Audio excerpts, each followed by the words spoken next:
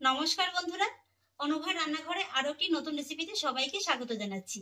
Chicken ছাড়া chicken curry recipe ভাবতেই পারবেন না বন্ধুরা, যে মাত্র হাফ কাপ ছোলার ডাল দিয়ে এত সুন্দর একটা নিরামিষ রেসিপি তৈরি করা যায়। আর এই রেসিপিটি একবার খাওয়ার পরেই কিন্তু আপনাদের আফসোস করতে হবে যে রেসিপিটি আগে কেন জানতাম না। তাহলে দেখে নিন বন্ধুরা আমার আজকের এই রেসিপিটি, আশা করছি আপনাদের খুবই ভালো লাগবে।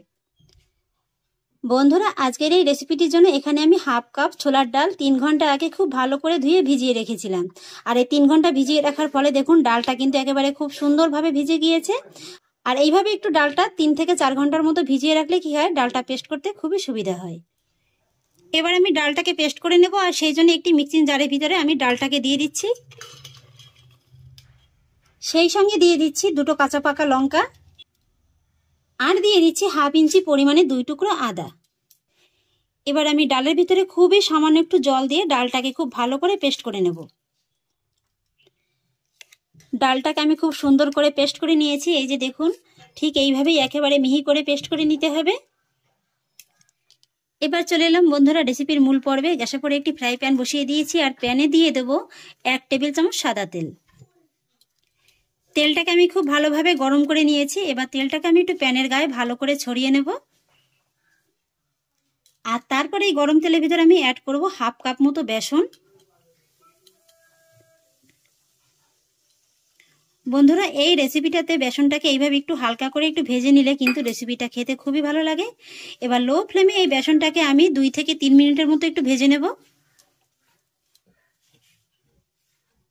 বেসনটাকে আমি 2 থেকে 3 মিনিটের মতো একটু ভেজে নিয়েছি, আর সুন্দর একটা মিষ্টি গন্ধ বেরিয়েছে। আর ঠিক এই পর্যায়ে আমি এর ভিতরে অ্যাড করব পেস্ট করে নেওয়া ছোলার ডালটা।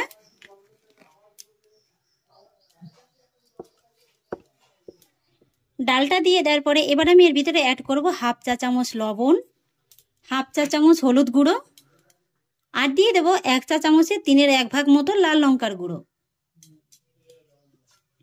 এবার আমি এই সমস্ত উপকরণগুলো বেসনের সঙ্গে খুব ভালো করে মিশিয়ে নেব। বেসনের সঙ্গে আমি ডালটাকে খুব ভালো করে মিশিয়ে নিয়েছি। তবে এখানে কিন্তু ডালের ব্যাটারটা অনুপাতে আপনাদের বেসনের পরিমাণটা কম বেশি লাগতে পারে। মোটামুটি এইভাবে একটু আঠালো আঠালো হবে, সেইভাবেই বেসনটা ব্যবহার করবেন। এবার আমি একেবারে গ্যাসের ফ্লেমটাকে লো অবস্থাতেই রেখেই এইভাবে আবারও অনবরত নেড়েচেড়ে 2 থেকে 3 মিনিটের মতো রান্না করে নেব। মোটামুটি ডালের ভিতরে যে ময়েশ্চার ভাবটা আছে সেটাকে ভালো করে শুকিয়ে নিতে হবে। ডালটাকে আমি খুব ভালো করে রান্না করে নিয়েছি। এটা দেখুন খুব সুন্দর একেবারে শুকনো শুকনো হয়ে গিয়েছে। আর এবার গ্যাসের ফ্লেমটাকে অফ করে দিতে হবে, আর সঙ্গে সঙ্গে এই ডালটাকে অন্য একটি জায়গায় নামিয়ে নিতে হবে। ডালের পুরটাকে আমি একটি থালার পরে নামিয়ে নিয়েছি, আর এবার আমি পুরটাকে একটু ভালো করে ঠান্ডা করে নেব। ডালটাকে আমি ঠান্ডা করে নিয়েছি, তবে এতটাই ঠান্ডা করবেন না যাতে একেবারে পুরোপুরি ঠান্ডা হয়ে যায়। একটু হাত ছোঁয়ার মতো গরম রাখলেই কিন্তু খুবই ভালো হবে। এবার আমি ডালের পুরটাকে হাতের সাহায্যে একবার ভালো করে মেখে নেব। ডালটাকে আমি খুব ভালো করে মেখে নিয়েছি, আর এবার আমি হাতে সামান্য একটু সাদা তেল মাখিয়ে নিয়েছি। আর তারপর এই ডালের মিশ্রণ থেকে এইভাবে একটু অল্প করে হাতে নিয়ে নেব। তারপর হাতের সাহায্যে এইভাবে জোরে জোরে একটু চেপে চেপে এইভাবে একটু এটাকে লম্বাটে শেপ দিয়ে নেব। এই যে দেখুন বন্ধুরা, আমি একটা মুইঠার মতো তৈরি করে নিয়েছি। আর এবার এই মুইঠাটার একটা মাথা ধরে এইভাবে একটু আঙুলের সাহায্যে চেপে চেপে একটু সমান করে দিতে হবে। তারপরে এইভাবে ধরে এটাকে একটু লম্বাটে শেপ দিয়ে নিতে হবে। এইভাবে একটু টেনে টেনে লম্বা করে নেওয়ার পরে এইভাবে এটাকে ধরে একটু হালকা করে মুড়িয়ে দিতে হবে। এই যে দেখুন, তারপরে এটার গায়ে হাতে করে এইভাবে একটু সামান্য সাদা তেল মাখিয়ে নিয়ে এইভাবে একটু টেনে টেনে দিতে হবে।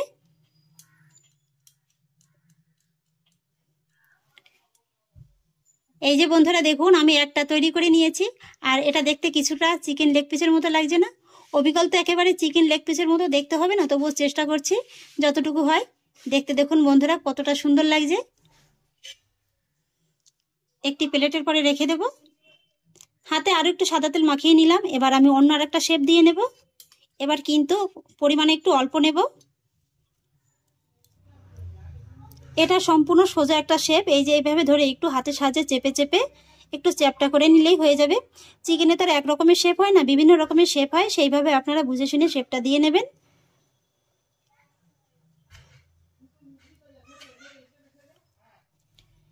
এইভাবে আমি বাকি সব শেপগুলোকে দিয়ে নেব।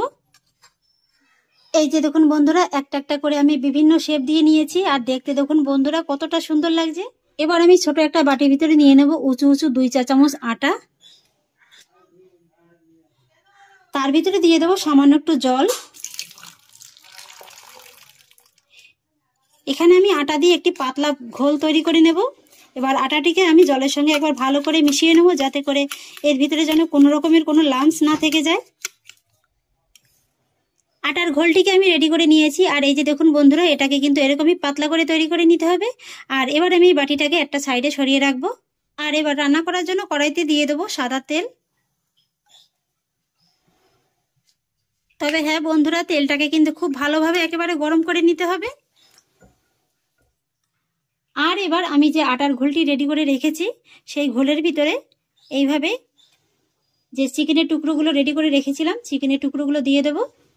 এইভাবে একটু চিকেনের টুকরোগুলোকে আটার ঘোলের ভিতরে দিয়ে ভেজে দেখবেন যেগুলো কিন্তু আর খুলে যাওয়ার কোনো ভয় থাকবে না।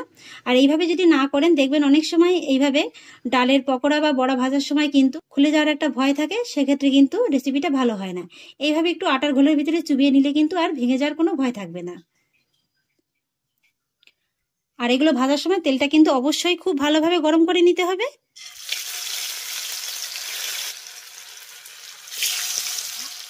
আর ভাজার সময় কিন্তু গ্যাসের ফ্লেমটাকে অবশ্যই মিডিয়ামে রেখে ভেজে নেবেন।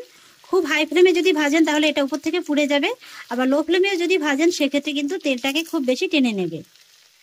এইভাবে কিছুক্ষণ বাদে একটু উল্টে পাল্টে নেড়ে চেড়ে নিতে হবে। এই যে বন্ধুরা, আমার একটা ব্যাচ ভাজা হয়ে গেছে, এর থেকে আর বেশি লাল করে ভেজে নেওয়ার প্রয়োজন নেই। এবার আমি এগুলোকে তুলে নেব।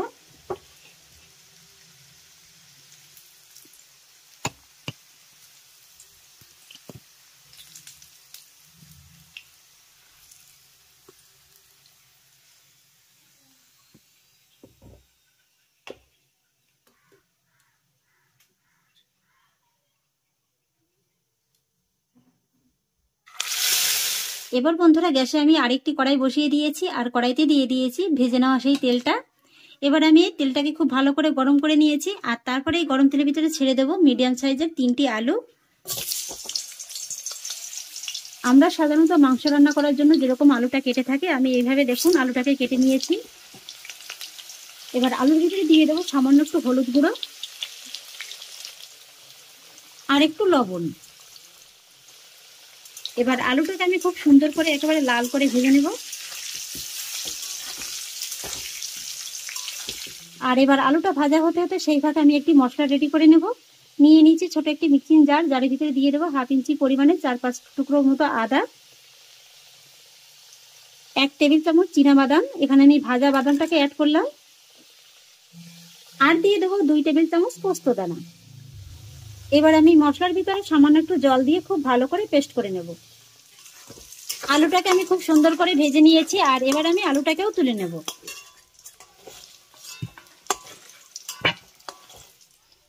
এবার আমি এই একই তেলের ভিতরে ফোড়নে দিয়ে দেবো 1/2 চা চামচ গোটা জিরে। জিরেটাকে আমি হালকা করে একটু ভেজে নিয়েছি। আর এবার আমি এই তেলের ভিতরে দিয়ে দেবো মিডিয়াম সাইজের 2টো পাকা টমেটো পেস্ট। টমেটোটাকে আমি 1 মিনিটের মতো একটু তেলের সঙ্গে কষিয়ে নেব। 1 মিনিট বাদে এবার টমেটোর ভিতরে আমি দিয়ে দেবো 1/2 চা চামচ হলুদ গুঁড়ো, তারপরে দিয়ে দেবো 1/2 চা চামচ জিরে গুঁড়ো, 1/2 চা চামচ ধনে গুঁড়ো, 1/2 চা চামচ লাল লঙ্কার গুঁড়ো, সেই সঙ্গে দিয়ে দেবো 1/2 চা চামচ কাশ্মীরি লঙ্কার গুঁড়ো, আর সেই একই সঙ্গে দিয়ে দেবো 1/2 চা চামচ চিনি। যেহেতু সম্পূর্ণ নিরামিষ রান্না, তাই একটু চিনি দিলে কিন্তু খেতে খুবই ভালো লাগবে। এবার আমি সমস্ত মশলার উপকরণগুলোকে 2 থেকে 3 মিনিটের মতো একটু লো মিডিয়ামে কষিয়ে নেব। ফিরে এলাম 3 মিনিট বাদে। এই যে দেখুন বন্ধুরা, মশলাটা কিন্তু মোটামুটি বেশ ভালোভাবে কষানো হয়ে গেছে। আর এবার আমি এর ভিতরে অ্যাড করব পেস্ট করে নেওয়া চীনাবাদাম আর পোস্তদানাটা, সেই সঙ্গে দিয়ে দেবো বাটি ধোয়া জল সামান্য একটু। এবার আমি এই মশলাটাকেও খুব ভালো করে কষিয়ে নেব। মশলাটাকে আমি খুব সুন্দর করে কষিয়ে নিয়েছি। তেলটা দেখুন উপরে কিন্তু খুব ভালোভাবে একেবারে রিলিজ হয়ে গিয়েছে। আর বন্ধুরা এই রান্নাটা কিন্তু এখানে একটু তেলের পরিমাণটা বেশিই লাগবে, যেহেতু বলেছি চিকেন রান্না, তাই যদিও নিরামিষ তবুও কিন্তু তেলের পরিমাণটা একটু বেশি লাগবে, কারণ এখানে কিন্তু আলাদা করে কোনো পেঁয়াজ রসুনের ব্যবহার করা হয়নি। মশলাটাকে ভালো করে কষিয়ে নেওয়ার পরে এবার আমি এর ভিতরে অ্যাড করব ভেজে রাখা আলুগুলো। আলুটাকে মশলার সঙ্গে 2 থেকে 3 মিনিটের মতো এইভাবে একটু নেড়েচেড়ে কষিয়ে নেব। এইভাবে যদি আলুটাকে মশলার সঙ্গে একটু কষিয়ে নেওয়া হয় তাহলে এই মশলাটা আলুর ভিতরে খুব সুন্দরভাবে ঢুকে যায়, আর তাছাড়া আলুটাও কিন্তু ভালোভাবে একেবারে সুসেদ্ধ হয়ে যায়। আলুর সঙ্গে মশলাটাকে আমি খুব সুন্দর করে কষিয়ে নিয়েছি। এই যে দেখুন বন্ধুরা, মশলার ভিতরে কিন্তু সুন্দর একটা দানা দানা ভাব চলে এসছে। মশলাটাকে কিন্তু ঠিক এরকমই খুব সুন্দর করে একেবারে কষিয়ে নিতে হবে। আর ঠিক এই পর্যায়ে আমি এর ভিতরে অ্যাড করব গরম জল। এই রান্নাটায় কিন্তু অবশ্যই গরম জলের ব্যবহারটা করবেন। জলটা দিয়ে দেওয়ার পরে ভালো করে একবার মিশিয়ে নেব। আর বন্ধুরা এই রান্নাটায় কিন্তু জলের পরিমাণটা একটু বেশি লাগবে। এখানে আমি মোটামুটি 3 কাপের মতো জলটা ব্যবহার করলাম। যেহেতু এটা ছোলার ডাল দিয়ে তৈরি করা, তাই জলটা কিন্তু খুব তাড়াতাড়ি একেবারে টেনে নেবে। আর এবার আমি এর ভিতরে দিয়ে দেবো স্বাদ অনুযায়ী লবণ। তারপর মিডিয়াম ফ্লেমে এই গ্রেভিটাকে আমি 2 থেকে 3 মিনিটের মতো একটু ফুটিয়ে নেব। 3 মিনিট বাদে এবার ঢাকাটাকে তুলে নিচ্ছি। আর এবার আমি এর ভিতরে অ্যাড করব এক এক করে এই যে তৈরি করে রাখা চিকেনগুলো। ভালো করে একবার মিশিয়ে নেব।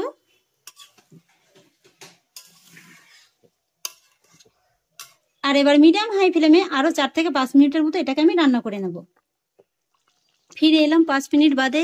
রান্নাটা কিন্তু বন্ধুরা আমার প্রায় কমপ্লিট। এই যে দেখুন গ্রেভিটা কিন্তু অনেকটা ঘন হয়ে গেছে।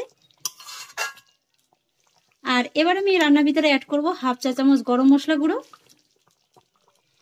সেই সঙ্গে অ্যাড করব কিছুটা কসুরি মেথি,